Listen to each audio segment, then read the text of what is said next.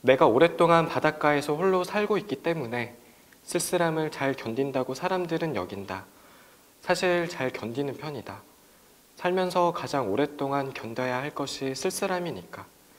그러나 견디는 것과 쓸쓸함을 느끼지 않는 것의 차이는 매우 크다.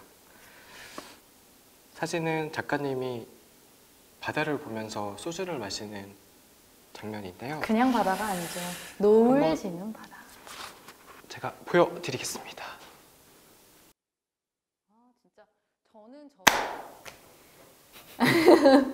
안녕하세요. 책에 관한 이야기와 수다, 책이다의 주진우, 정미현입니다. 오늘은 준영이가 없습니다.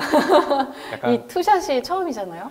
보시는 분이 약간 낯서실 수 있는 조합인데 이렇게 될 수밖에 없었던 이유, 이번 달부터 주제별로 책을 한 권씩 골라서 읽어 나가기로 했는데 각자의 책은 각자가 해야 되고 그런데 제가 고른 책에 나머지 한 명은 반드시 준영이어야 돼요.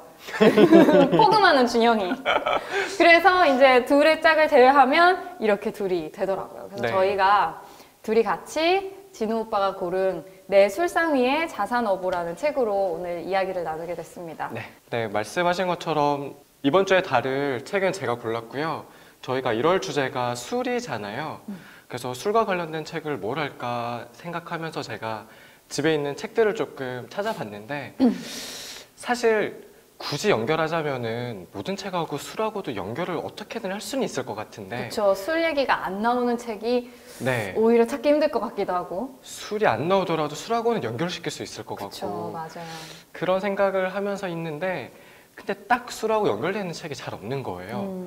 그러다가 제가 아주 예전에 읽었다가 잊어버린 이 책을 딱 발견을 했고 이게 딱이다 싶어서 골랐습니다. 우선 이 한창훈 작가님은 검은도에서 태어나셨고 거기에서 자라다가 사회생활을 다른 곳에 하시다가 지금은 다시 섬에 돌아오셔서 작가 생활을 하고 계신데 그 돌아오기 전까지의 하셨던 게 화려하다고 해야 되나? 굉장히 여러 가지를 이런저런 걸 하셨다고 많이 하셨더라고요. 트럭 운전도 하셨다고 들었고 고기 잡는 배도 타셨고 흔히 말하는 뭐 일용직 노동자 그런 것도 하시다가 그리고 나서 다시 고향으로 들어오셔서 이런저런 책을 쓰시고 바다 생활도 하시고 그렇게 사시는 분입니다.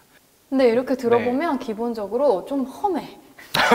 뭔가 그냥 우리 곱게 자라서 정규 교육을 받아서 뭔가 회사에 취직해서 일반적인 삶을 살아가는 사람들에 비해서 좀 쉽게 생각하기 어려운 일들을 많이 하신 건 사실인 것 같고 그런 삶의 경험들이 아마 글을 쓰는데 되게 힘이 되지 않았나 싶어요. 읽어보시면 왜 이런 말을 하는지 아마 바로 아실 수 있을 것 같아요. 네. 그래서 글을 읽어보면은 약간 거친 말도 약간 있는 것 같고 좀 독특하기도 하고 네, 독특하다는 느낌이 조금 더 정확한 것 같습니다. 어쩌면 시인 같기도 하고요.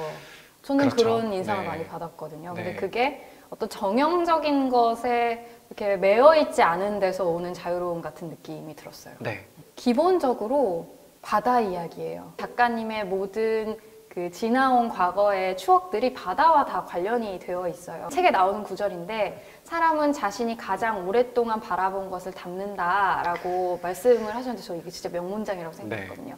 근데 그런 만큼 또 자기가 어미라고 표현하신 그 바다에 대해서 가장 잘 아는 사람으로서 바다와 관련된 또 자기 인생과 관련된 거의 모든 얘기가 담겨 있다고 생각하시면 될 것 같아요. 저는 사실은 조금 지루하기도 했어요. 그게 저는 바다와도 닮았다고 생각해요. 아, 그러니까 약간 이게 심심한 느낌이요? 뭔가 한적하고 이게 바다 위에 왜 여름에 휴가 가서 튜브 위에 떠 있어도 좀 심심하다는 생각이 들 때가 있거든요. 그냥 왜냐하면 우린 되게 바쁜 것에 익숙해 있으니까 아무것도 안 하고 물 위에 떠 있는 게 되게 외롭고 심심하다고 느껴지기도 하거든요. 그런데 바다에서 특히 생계를 그 물고기를 잡고 배를 타시는 것으로 해결하시는 분들 같은 경우는 가족도 없고 진짜 망망대해에서 배 위에 떠서 월요일부터 일요일까지를 그냥 그게 전체가 삶인 그런 생활을 하시는 거잖아요. 그러면 외롭다라는 감정이 안 들 수가 없을 것 같고 그런 얘기가 많이 나와요. 그런 약간 외로움 혹은 약간 심심함 같은 거를 한창훈 작가님은 아마도 당연히 감당을 해야 될 어떤 운명으로도 맞아요. 생각을 하시는 것 같고 다른 사람들을 만나거나 혹은 조금 어떤 자극적인 뭔가를 한다거나 해서 해결될 수 없다라는 거를 알고 계셔서 맞아요. 그것을 그냥 느끼면서 견디시는 것 같아요. 근데 네. 그거는 뱃사람들만의 이야기는 아닌 것 같아요. 점점 무슨 생각이 드냐면 어떤 채울 수 없는 외로움이 그냥 안고 살아야 하는 외로움이 있는 것 같다. 저는 뱃사람이 아닌데도 그런 생각을 하거든요. 가족이 생겨도 마찬가지인 것 네, 같아요. 이게 이게 우리 아들이나 우리 남편이 완전히 내가 될 수는 없고 나만 생각하고 알 수 있는 것들이 있는데 그럴 때 느껴지는 어떤 철저한 외로움이 저는 있더라고요. 혹시 그럴 때는 미연님은 뭘 하시나요? 지나가기를 기다리는 것 같아요. 이게 그래. 외로움이라는 게 또 어쩔 때는 이게 돌파구가 없는 것처럼 지독하게 막 외로움이 느껴지다가도 다음날 되면 또 아무렇지도 않기도 하고 그러더라고요. 저는 예전에는 어떻게 했는지 잘은 정확한 기억은 안 나는데 지금은 이렇게 어떻게든 발버둥 쳐도 해결이 안 되는 뭔가가 있을 수 있겠구나라는 맞아요. 생각이 들더라고요. 맞아요. 뭐 어떤 노력을 해도 해결할 수 없는 것을 어떻게 해보려고 하면은 본인이 굉장히 지치더라고요.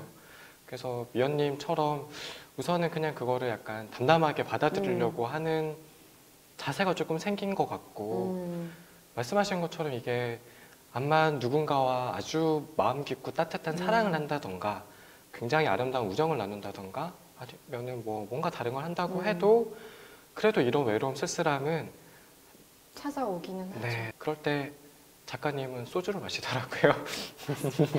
그래서 이게 사실은 술상의 자산어보인 게 술을 이제 앞부분에 계속 소주를 한 잔 마신다. 한 잔 더 마신다. 뭐 세 잔을 마신다. 이런 표현들이 계속 나오는데 너무 공감이 돼요.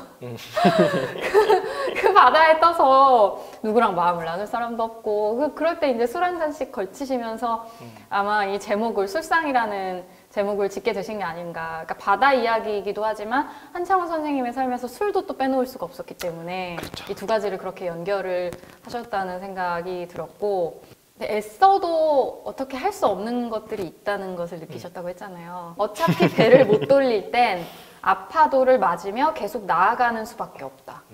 자연 속에서 살아가시는 분들이 이런 진리를 좀 더 빨리 깨치고 받아들이실 수밖에 없을 것 같아요. 그러니까 파도도 그렇고 뭐 산에서 사시는 분들도 그렇고 이렇게 작은 문제에 연연하지 않는 어떤 큰 마음들을 보게 되는 것 같아요. 들으니까 잠깐 생각이 나는 게 뭔가를 저희가 안다라고 말할 때 예를 들어서 바다라고 하면은 바다에 관련된 책을 많이 읽거나 이런 것보다 맞아요.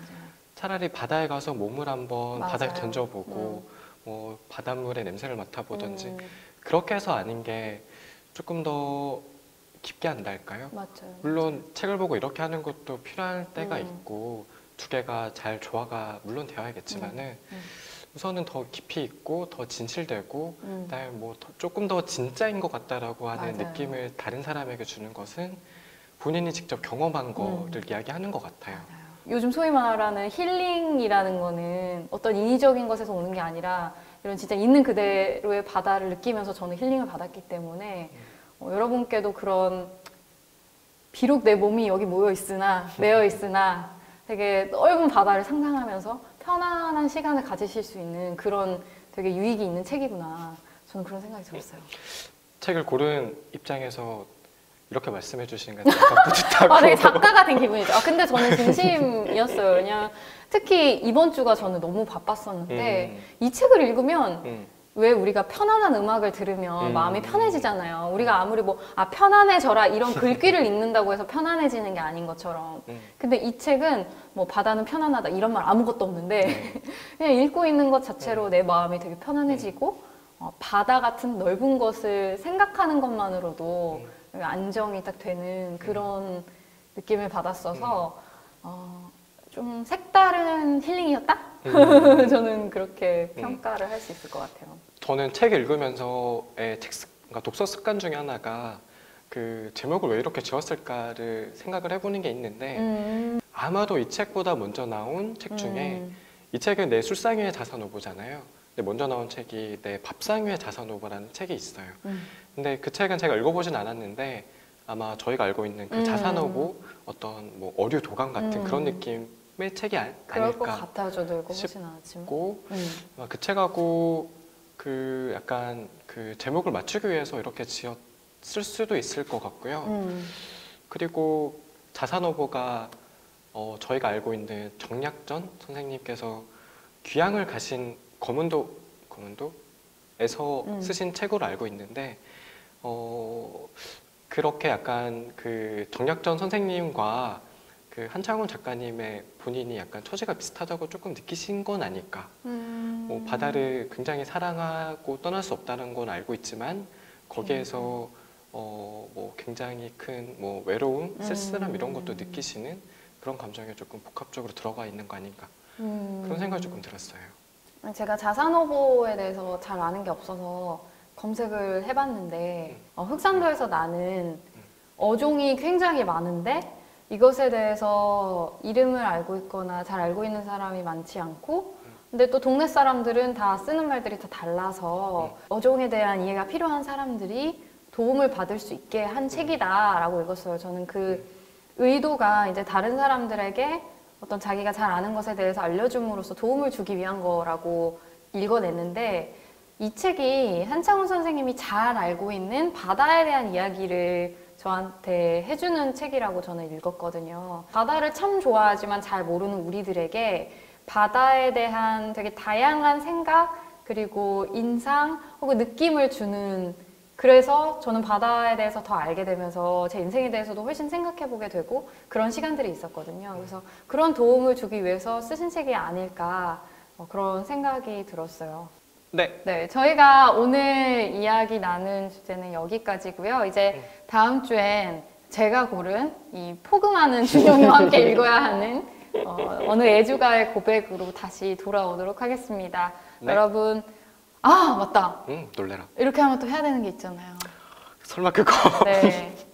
영상 재밌게 보셨다면 좋아요와 구독 이건가? 구독 눌러주시기 바랄게요. 알람이 있었죠? 네, 부탁드리겠습니다. 그러면 다음 주에 또 새로운 모습으로 만나 뵙겠습니다. 안녕.